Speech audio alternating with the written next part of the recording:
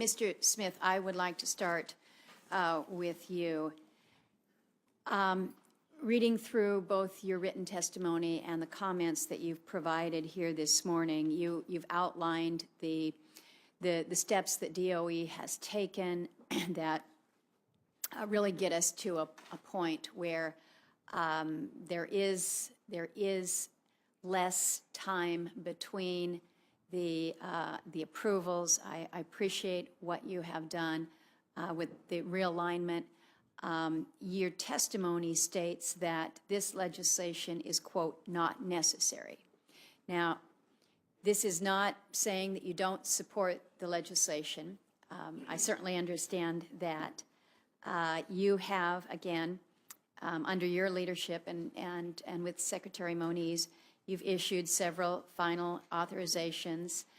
And again, I appreciate the comments and the direction that you're taking. But I think we here in Congress need to be thinking long-term.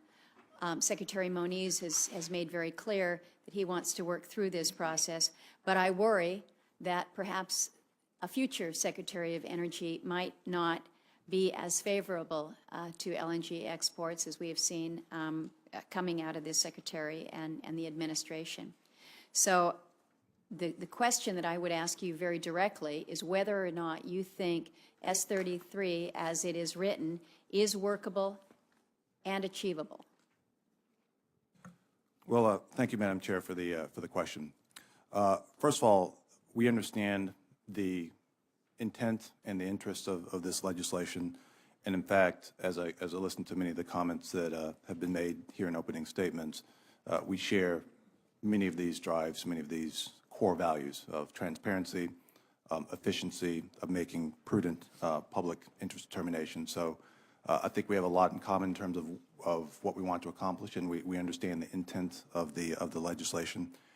In fact, the changes that the Department has made to our internal process have been along exactly those same lines to make sure that we're making good, solid public interest decisions that withstand scrutiny.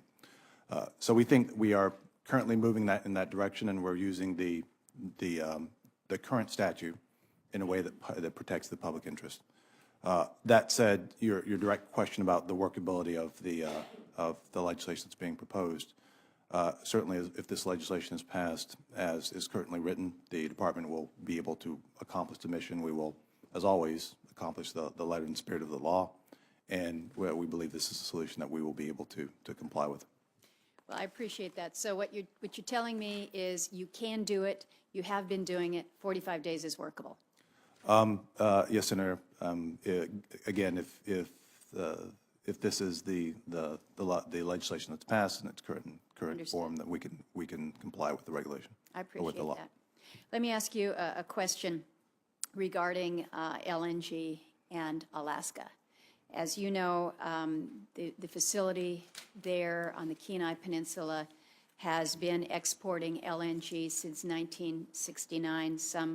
Some forget that Alaska has been engaged in the export business for a long, long period of time. Now, granted, these have been small amounts, but it has been it's been a process that has been without interruption. It's been the longest export contract that we've had in the country. So I think it has laid the groundwork most certainly for things to come.